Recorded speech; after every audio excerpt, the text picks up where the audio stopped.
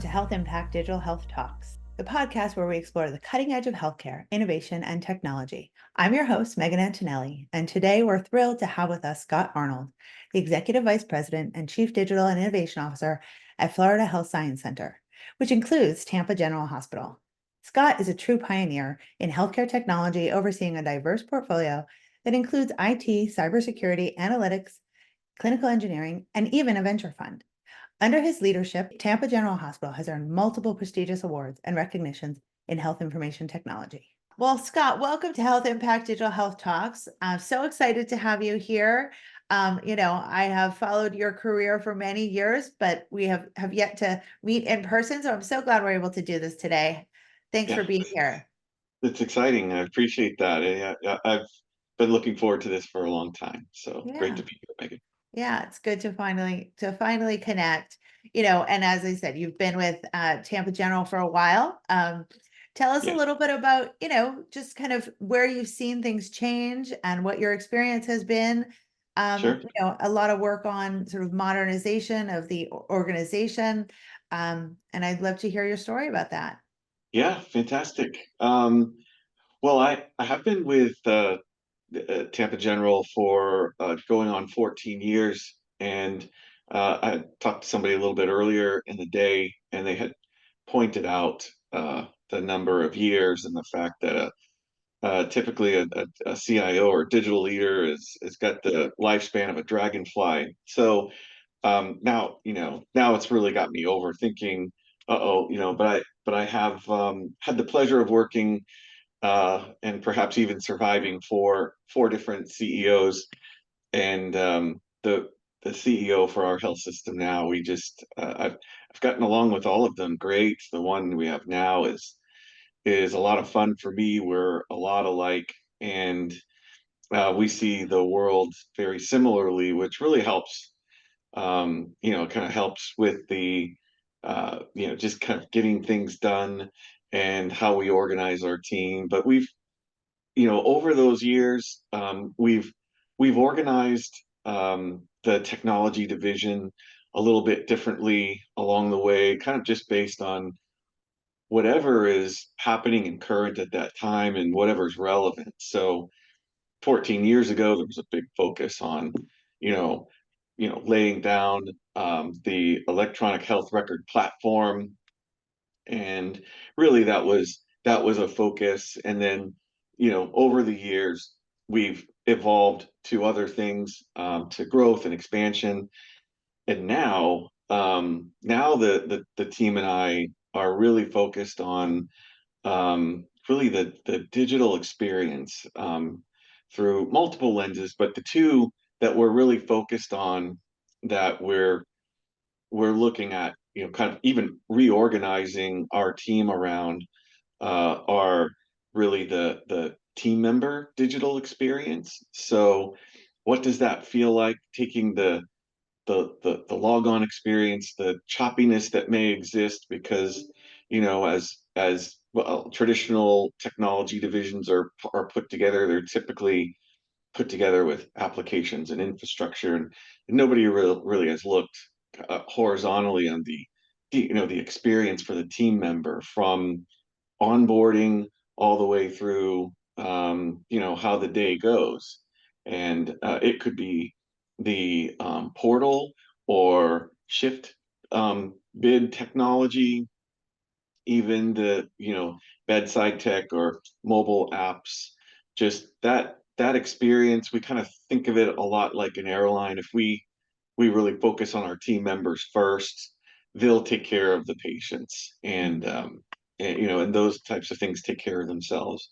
And the patients really, clearly, the other piece of this is the digital experience for our patients, and that's another way that we're kind of reorganizing our team, is are putting people together that are really focused and really driving the patient digital experience, because it's more than just a patient portal or my chart. It's how they're interacting with our health system, from the outpatient setting, from urgent care, from emergency room, to primary care and other venues. And we want we want that experience to have some as much friction removed as possible, and and how how it interacts with our experience center as well. I mean, it's a big job to put those things Yeah. together and then just look at things differently, across that horizontal. So those are really kind of some of the two big areas that we want to cluster and kind of organizationally design around. But other things that have emerged that I'm thinking about are even video technology. And well, I mean, everybody's got an AV guy or a person, but now, when you think about virtual nursing, fixed assets in patient rooms for hospitals, or even computer vision inside of operating theaters and how that will be used. It's kind of created a whole new, you know, space that we really need to have thought leadership around and strategy around. So, that's our particular area. And then also, what's interesting is robotics, and not necessarily like the Da Vinci robot type of thing, but I'm talking about the robots that do tasks around a hospital, as an example. So, picking up trash, delivery of linen, we're finding that we need to, kind of organize for that skill set, because some of the things that we're doing with our venture team, our innovation team, kind of the team that's looking at emerging technologies, there's not always a clean drop off, for where does that belong, in the traditional IT format. And we're usually making it up as we go, but we have that. The Yeah. last thing I think I'd tell you is I feel I think super blessed to be able to have the technology vision, or really the vision of technology and the division itself wrapped with traditional IT, with cyber, with analytics, with our venture and emerging tech team, and biomed, and probably a few others that I'm not even thinking of right now. And as I talk to my colleagues, there's no right way to do it. And I'm certainly not, we're not running a monarchy here, but it sure does run a lot easier when you have, all of those people together, working together, and not against each other.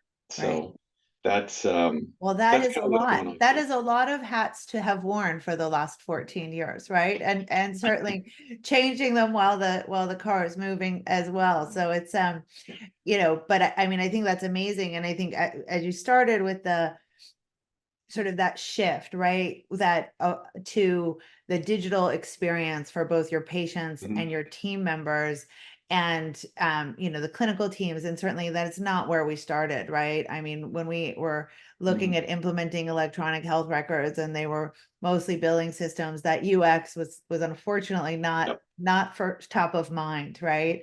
But now it is, and I think it does mean there's some reverse work that has to get done to build better systems around it. But it sounds like, from where you sit, that you have that view of ultimately the, multiple the players and where they come together. So that's amazing. You Yeah. mentioned the venture side of Mhm. things and the venture fund that you guys have. Tell us a little bit more about that and what you guys are looking at. Yeah, I mean, we have a great team put together for venture, and as health system venture teams go, or not necessarily teams, but the size of fund, I'd put ours really kind of on the smaller emerging side, although I feel like our team is the type of team you'd find at really any fund. It's a fantastic team that's put together that just does this day in and day out. But our venture fund itself has started with about $15.5 million in it, and the idea was really kind of put our money where our mouth was, because innovation is part of our both our shared purpose or mission, if you will, and vision. And the way that we were accomplishing that in the past was, we were really gambling with technology money on some things that, the money that we were using was to run our operations. So if it didn't work out, then I'd be scratching my head wondering how I'm going to cover. So we put a separate team together, with money that's specifically for doing new and innovative types of things. And primarily it's around technology, but it's not always technology. And and it's worked out quite well. And we've really focused, in two spaces. Primarily direct investing into companies that are either, startups or emerging, or kind of in on that pathway of Series A, B, or C, in terms of their growth. But we're not, doing it just for the sport of it. It's a direct alignment with one of our strategic imperatives, right? So if it's helping us solve a problem, or if it's, a direct line to one of the strategies that we have for the health system, then we definitely, take a hard look at something like that, that we're both using, but also taking a hard look at investing in it as well, and being a partner that way. So we have, I'd say, just probably more than 10 portfolio companies that we've invested in the short time we've had it up and running. And I think we look forward to kind of making our $15.5 million fund even larger. The other piece that we do is really kind of fund investments. So not necessarily direct to companies, but other professionally managed funds that focus on supporting health tech startups, and having access to that portfolio of companies. So again, the benefit for us is, trying new things or having exposure to new things early that will, support lowering the cost of healthcare or giving us a competitive edge. So Yeah. it's been a lot of fun. Yeah, it is. I mean, and it's great to be able to wear both hats, right? So it sounds like you both sit in that innovation space where you get to, look at Mhm. what's coming and what's new, but also work a lot on, the Yeah, stuff that keeps the lights on, right? And the that's right. stuff that That's right. keeps things moving. So it's Yeah, nice to be able to wear those hats, but also, I mean, and I think like from my perspective, certainly when I started doing events in healthcare technology and bringing people together around these discussions, I wanted it to be much more about the technology touching the patients, right? yeah, It's like, oh, yeah, it's all about the patients, but the reality is that so much of it is, you know, not, I mean, just it's yeah. the stuff that keeps the organization running. And, not all of it is specific to healthcare, but it all is wrapped in a healthcare package, which, means that it touches many patients and providers and has to serve them. But the innovation space is super exciting. Yeah. Are there any particular portfolio companies that you're super excited about? Yeah, there are quite a few. Somebody's going to be upset if I don't mention them, but we're working on one now. Like we're kind of like, we're the hair club for men. We're not only a client, but we're an owner, Uh-huh. or an investor. And there's one right now that we're implementing, a specific technology that will support access and just kind of modernizing our digital front door a bit. And it's a company called DexCare. I'm very, very excited about that. Great. So that's a good one. And there's, a handful of others, but I will say, I think I can't undervalue the, the opportunity that I have to, to have that, venture, group part of our technology division. Because as I talk to some of my colleagues around the country, and again, there's no one, perfect or best way to do this, but there could be a lot of friction between, an innovation group that is kind of stood up and, over here, and then you have your traditional technology group or IT group that's over here.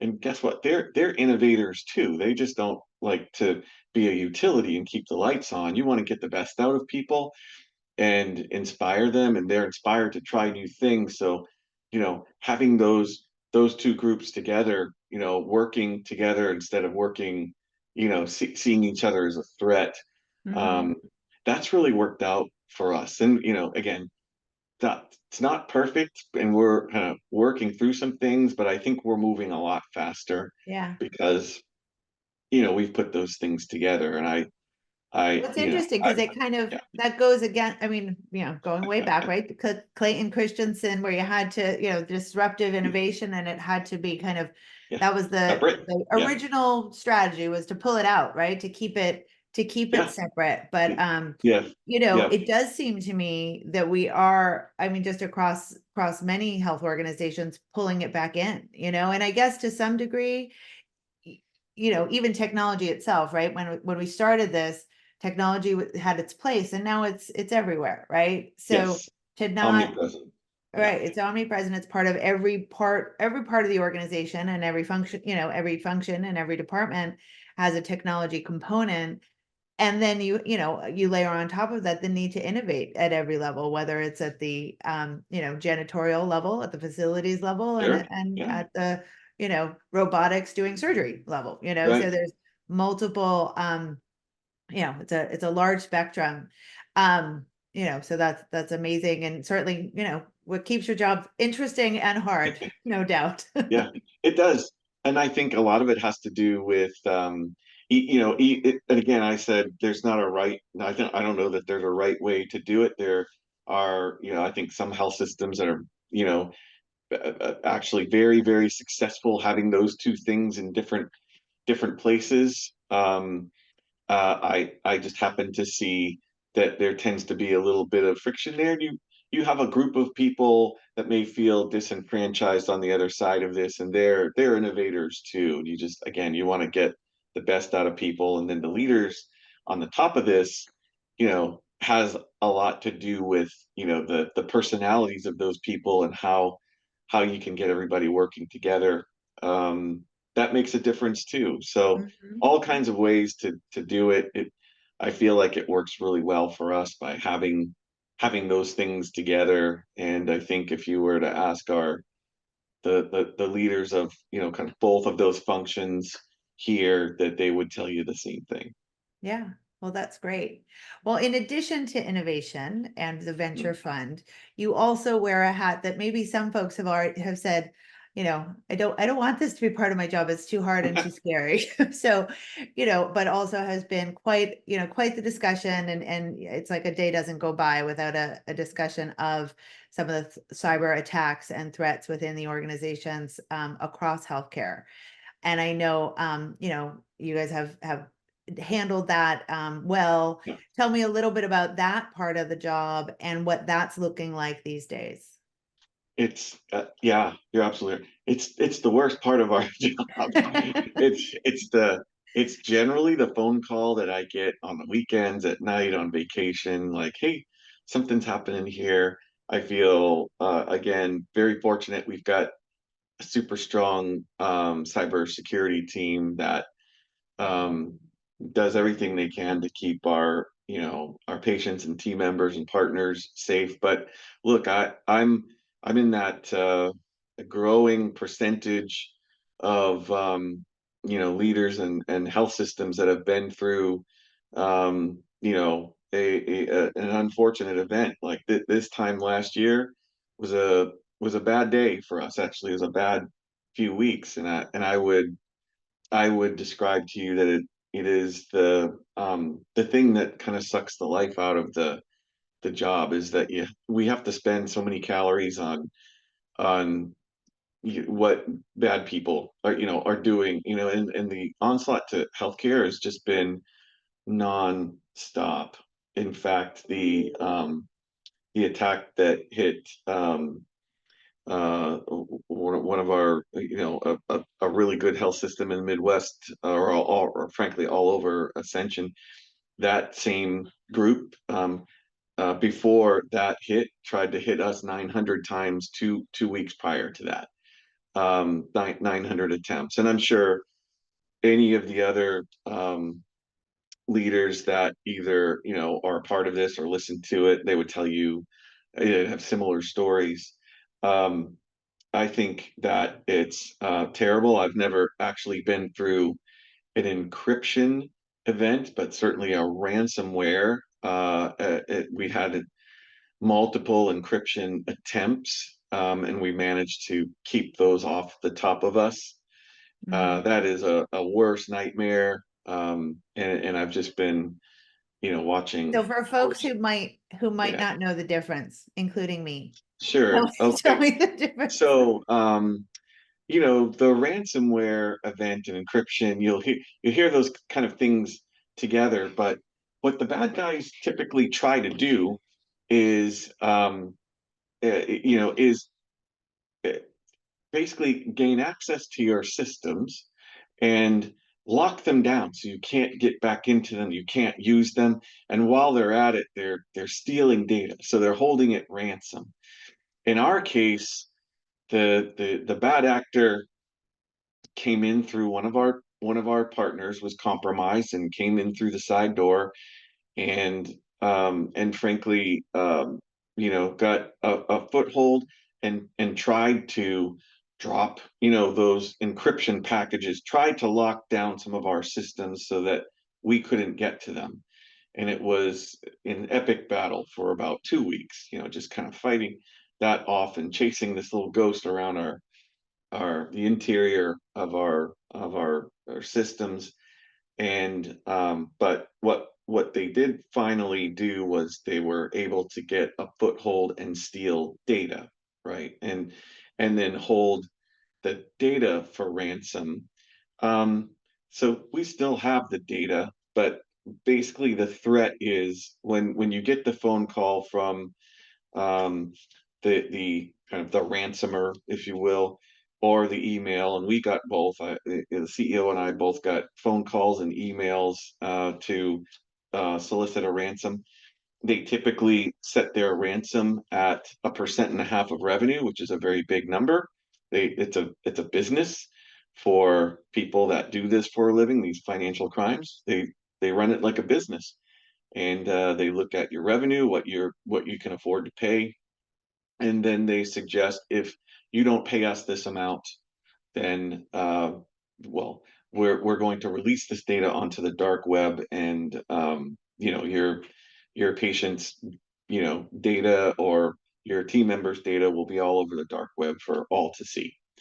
Um, so that's what a ransomware event feels like, and then shortly after that, when you've kind of gone through and done containment ejection of the bad, of the bad guy, and you got your environment kind of back to a healthy state, then I call it the secondary extortion. The class action lawsuits start to ensue. Some of them are frivolous, some of them may be legitimate, but most are not, in my view. And that can be a very big number of lawsuits, and then you're tied up. A person like me is tied up 30% of my time with lawyers for the next year or 2 years, and that does suck the life out of you. Right. Well, thank goodness the innovation part is still part of the job, I Yeah, guess. yeah, that's the fun. Yeah, that's the fun stuff.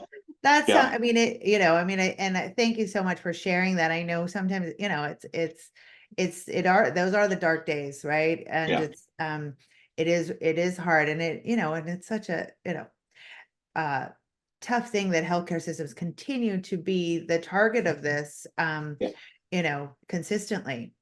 Uh, in terms of what you've done, I mean, over the years to kind of minimize the risk in terms of yeah, educating your staff, or yeah. even just sort of, battening down the hatches, what can you share with our audience around that?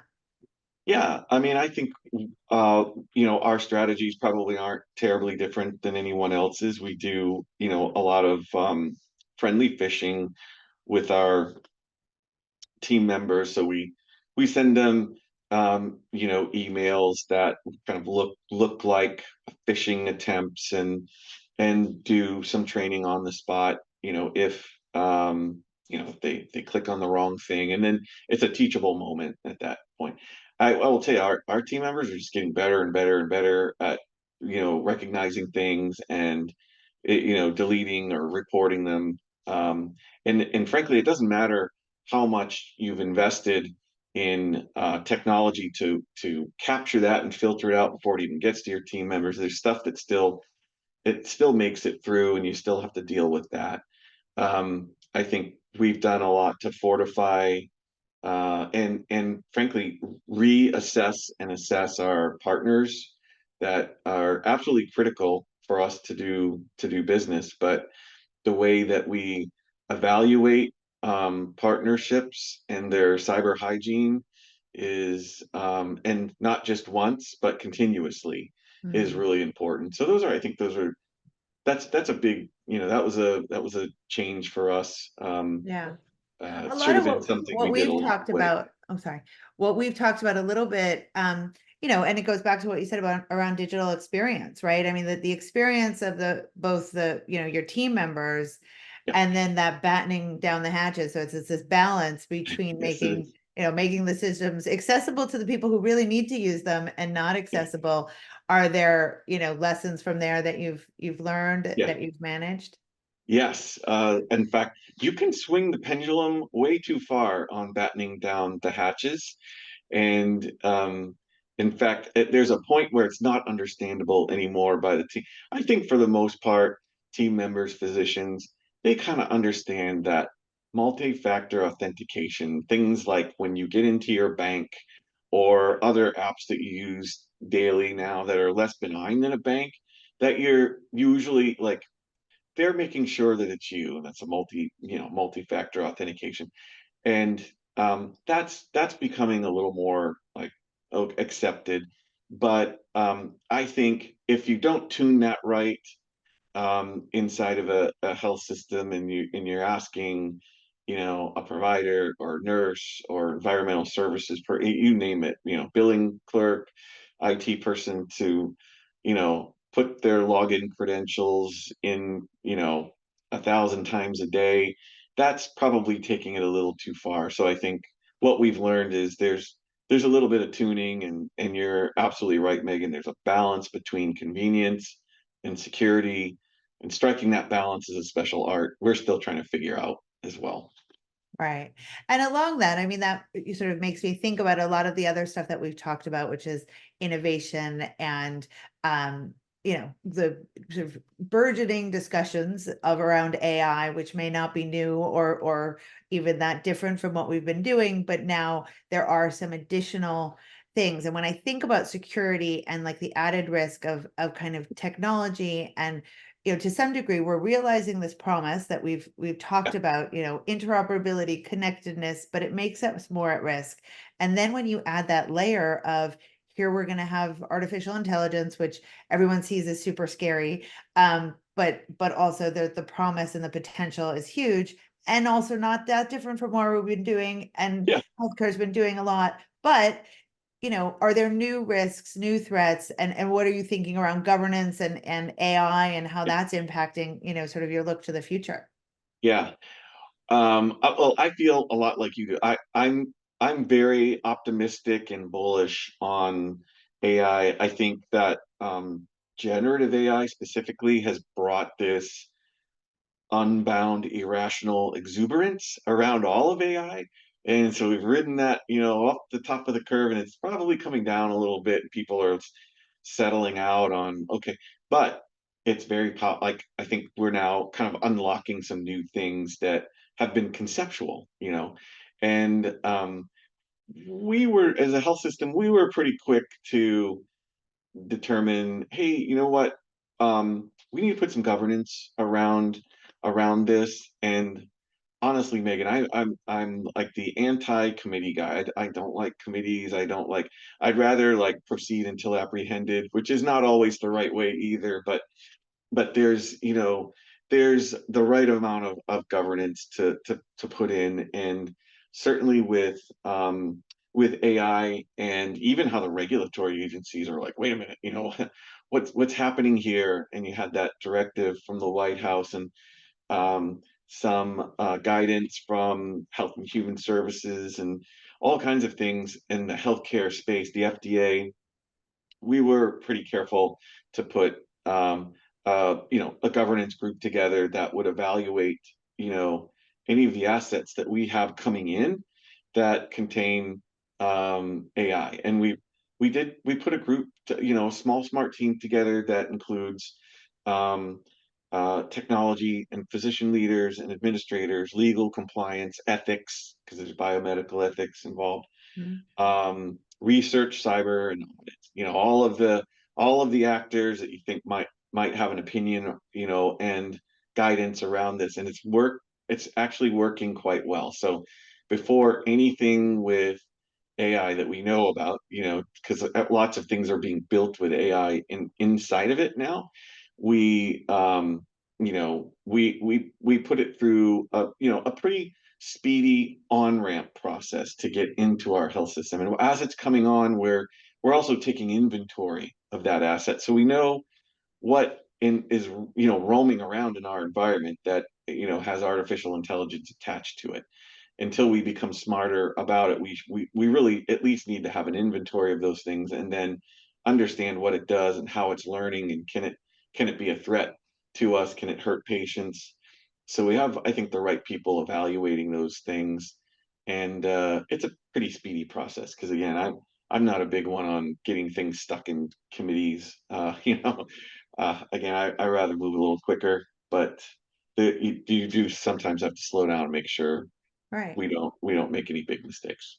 Well, as you said, it's all about balance, right? And it's about Yeah, that, balancing the risk with the innovation and that ability to kind of move forward. But having worn as many hats as you have for so many years, obviously, you can take the learnings from the past to apply it to this new and exciting technology. So that's great.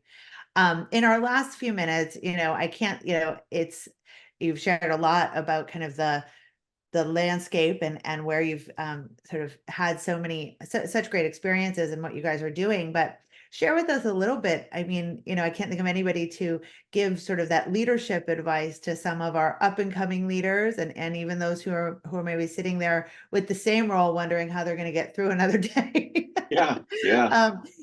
How have you kept this, kept such a balanced perspective on all of this? Yeah. Well, there are some days I'm very confused, but because it's a big surface. It's really the big surface to cover, and I think for anybody at the actually in any part of a technology division, it's nearly impossible to be an expert in everything. You just can't expect that from anybody or yourself. So I think surrounding yourself with the right people that are super sharp, and complement each other well and get along together well as a really strong functioning team. I feel, like I've been blessed to have that here in our community at Tampa General, with leaders around me that have been with me almost the entire time I've been here for 14 years. So I think it's important to, again, surround yourself with the right people. They do the same thing, and then of course we have a strong team from that. I think the other piece of that is having a really strong handle on the strategy of your health system, because most of what you're going to do needs to align directly to that strategy. So there's turning the crank and keeping the lights on every day, but just modernizing and keeping up, and just getting the best out of your team with great leaders that do the same. That's really important. Being self-aware, emotional intelligence is right up there for me, and it just kind of having empathy and understanding, especially around new things, listening to team members, because introducing innovation and change, like humans don't really love change generally.